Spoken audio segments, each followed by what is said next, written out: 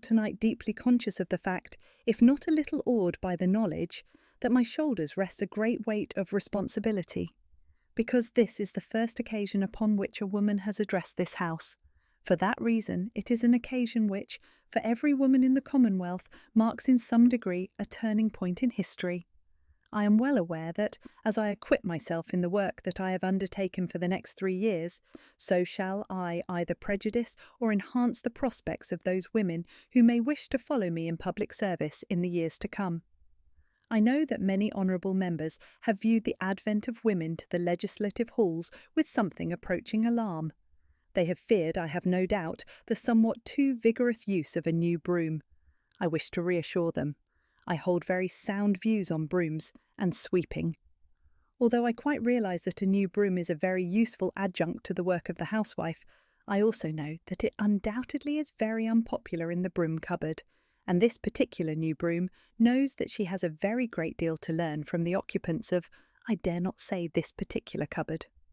At all events, she hopes to conduct herself with sufficient modesty and sufficient sense of her lack of knowledge, at least to earn the desire of honourable members to give her whatever help they may be able to give.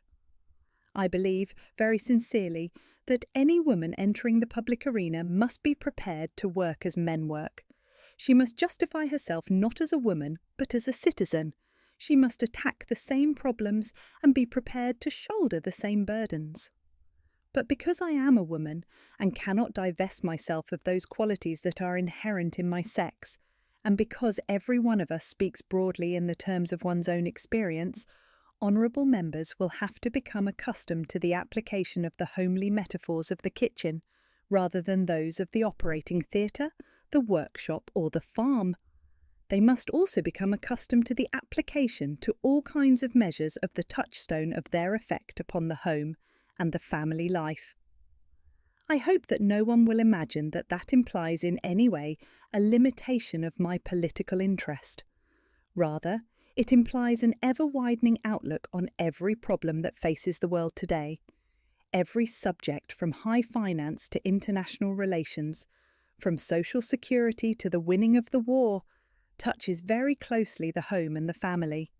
The late King George V, as he neared the end of a great reign and a good life, made a statement upon which anyone may base the whole of onist political philosophy, when he said, "The foundation of a nation's greatness is in the homes of its people."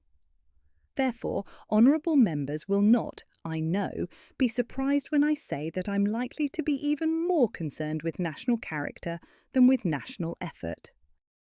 Somewhere about the year 1830, there began a period in Australian history which for me has always held a peculiar fascination. I should like to have been born at about that time. I should like to have been alive in the days when bushrangers flourished, when life was hard and even raw, when gold was discovered, when the colonies became states, and when all of the great social and political movements were born which so coloured the fabric of Australian life, because during all those years very much of what we now know as the Australian character was formed. It was during those years that we learned those things which still characterise the great bulk of our people: hatred of oppression, love of a fair go, a passion for justice. It was in those years that we developed those qualities of initiative and daring that have marked our men in every war in which they have fought, qualities which, I hope, will never be allowed to die. We are now on the threshold of such another era when further formative measures will have to be taken, because we are today an organised community which no longer exists purely upon the initiative of its individual members, and if we would serve Australia well, we must preserve those characteristics that were formed during that early period of our history. I have been delighted since I came here to find the almost unanimity that exists in respect of the need for social service and in respect of many of the other problems that have been discussed in this chamber. In the matter of social security, one thing stands out clearly in my mind. Such things are necessary in order that the weak shall not go to the wall, that the strong may be supported, that all may have justice. But we must never so blanket ourselves that those fine national qualities of which I have spoken shall no longer have play.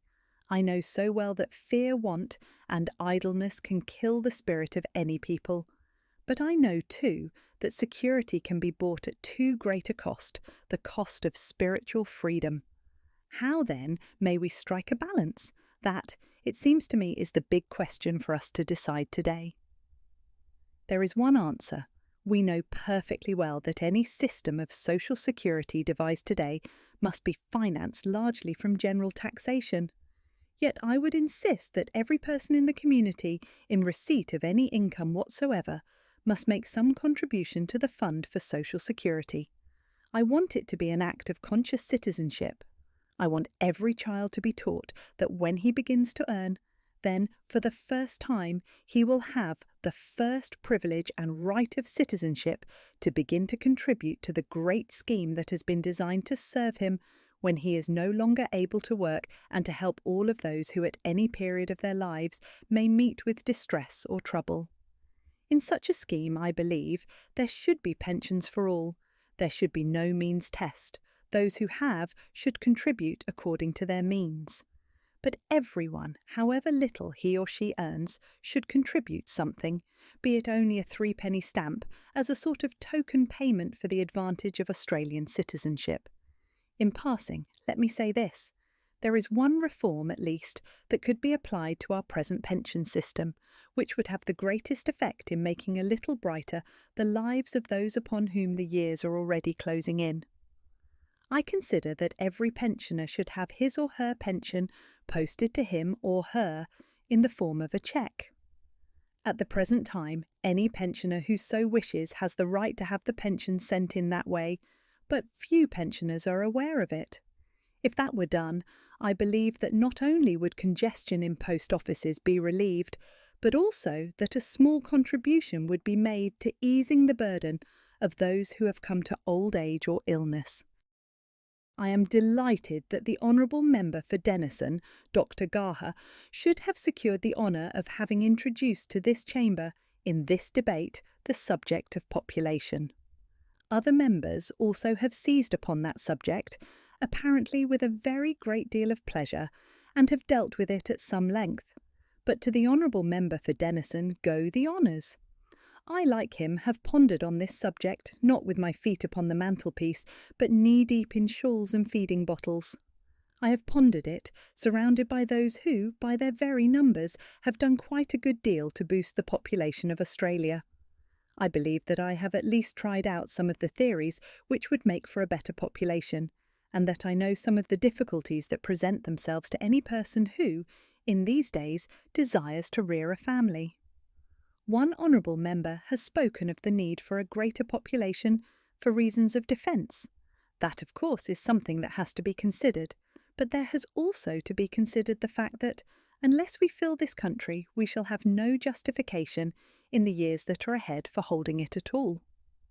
Another honourable member spoke of the need for decentralisation.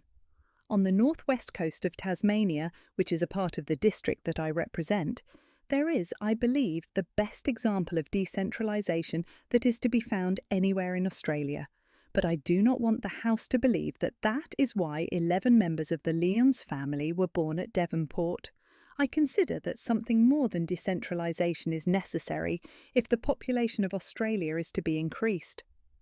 It would be well to go back a little while and look for the reasons for the decline of population during the last 50 or 60 years.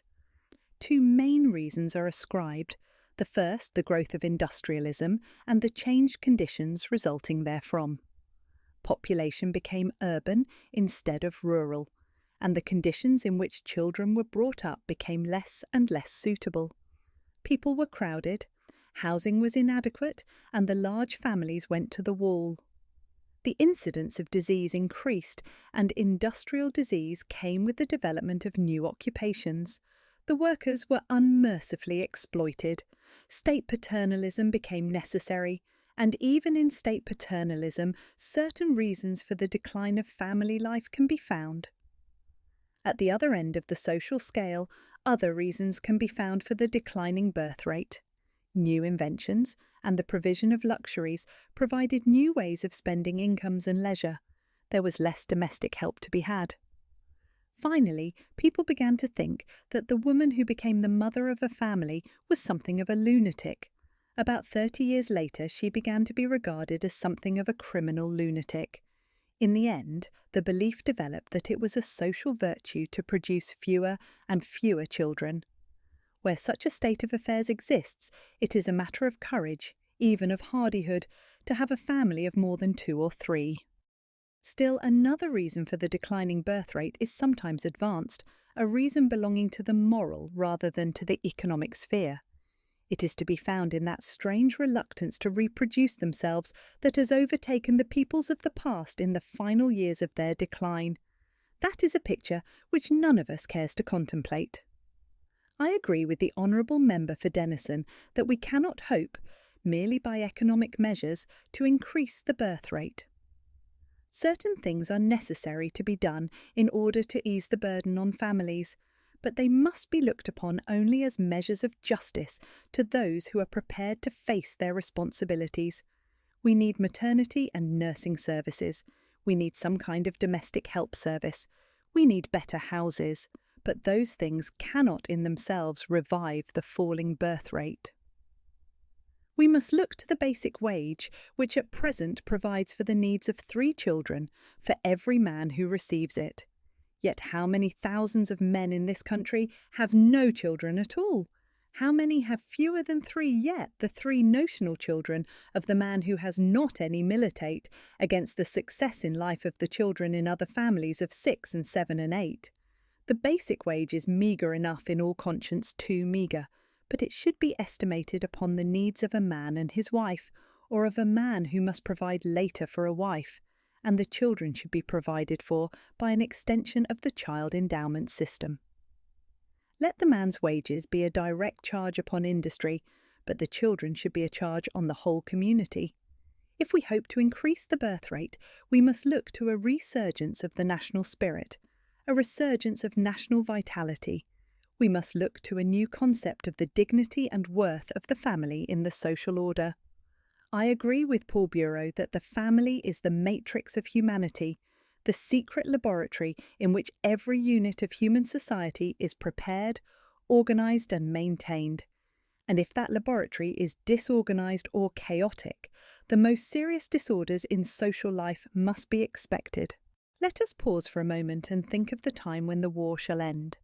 Many speakers in the course of this debate have said that they believe that the war will end during the life of this Parliament, and all too many people hope and believe that by the attainment of victory we shall step straight into the Golden Age.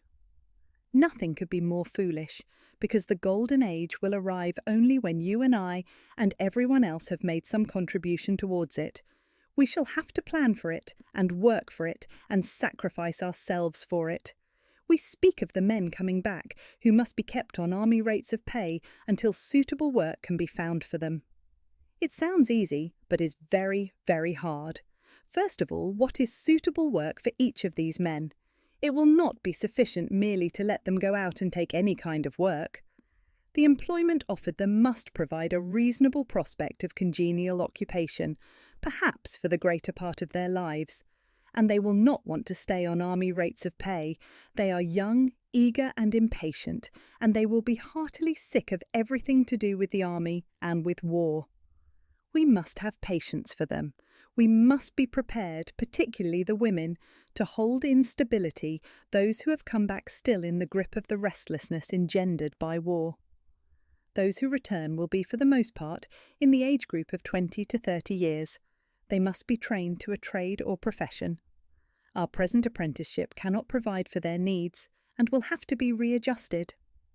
Here, I believe, trade unionists can and will make a great contribution to national reconstruction by considering and planning suitable alternatives to the laws which at present mean a great deal to them. Almost every honourable member who has touched on this topic has spoken on housing. I too believe in a scheme of national housing. I believe that it will help in the reabsorption into industry of discharged men.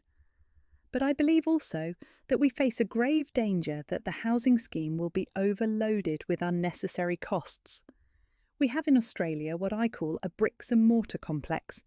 We cannot carry on any activity without housing it in a palace. We want in the homes that are to be built something less than is provided in some of the houses I have seen designed. We want good walls and strong foundations. We want good fittings, but we do not want something that will cost more than is necessary. Permanency in a cathedral is a wonderful thing, but no one wants a house to last for 300 years.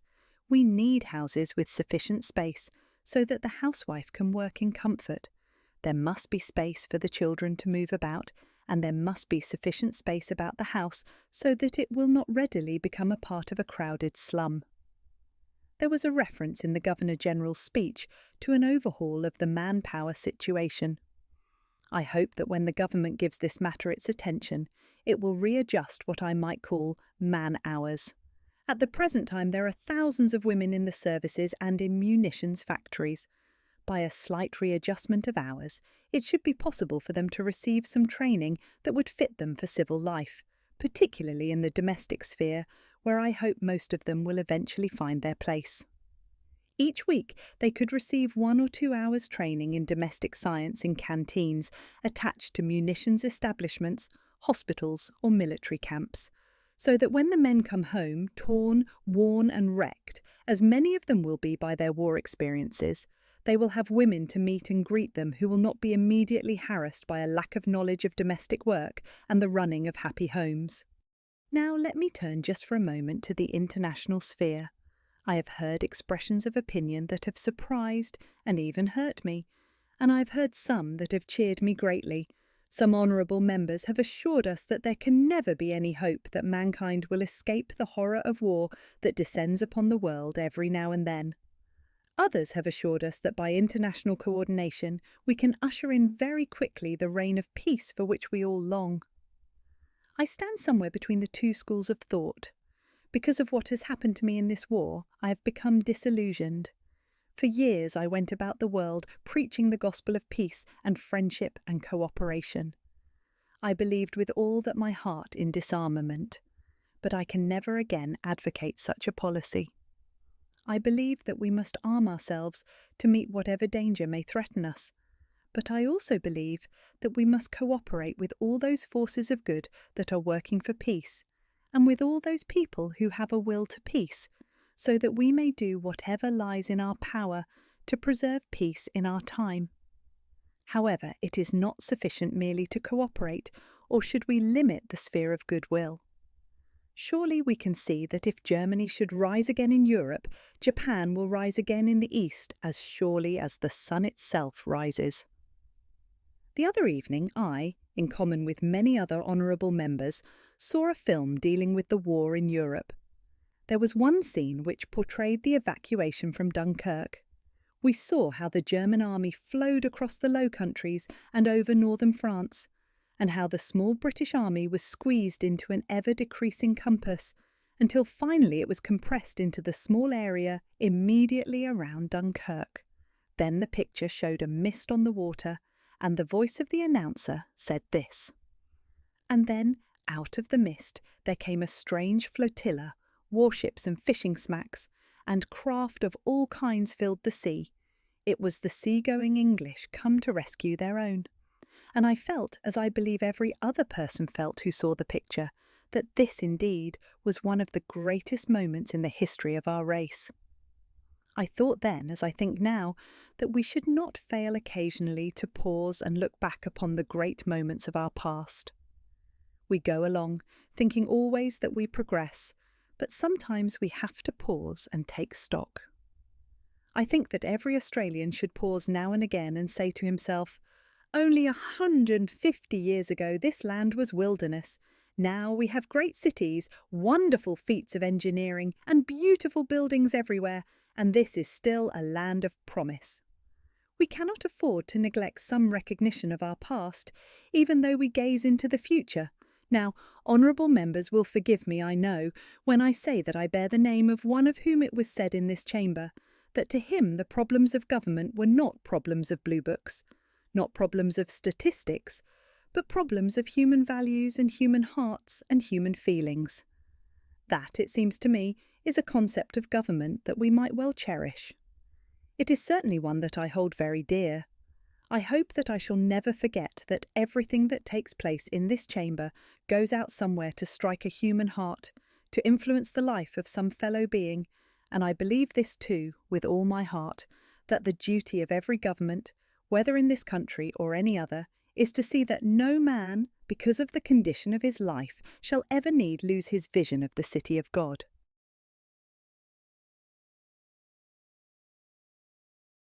We who have sat in this chamber tonight have participated in one of the historic episodes of our Commonwealth Parliament. For the first time, as the Honourable Member for Darwin, Dame Enid Lyons, has said a member of her sex has stood as an equal in this chamber and addressed herself to the problems of the country. It is proper that I should say one or two words about the importance of this occasion. Our predecessors in this place and in other parliaments have struggled to give to women the right to vote and to sit as elected representatives of the people. We know that their struggles were met by the same degree of hostility as has marked almost every great change which has been contemplated in the affairs of men. The struggle for the enfranchisement of women and for the right of women to sit in legislative assemblies belongs indeed to the great struggle for freedom and free institutions which has marked the evolution of our race.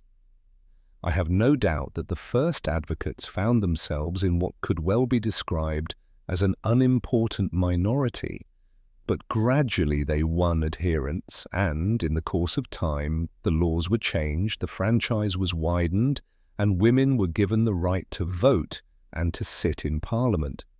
But right is one thing and opportunity to exercise it another.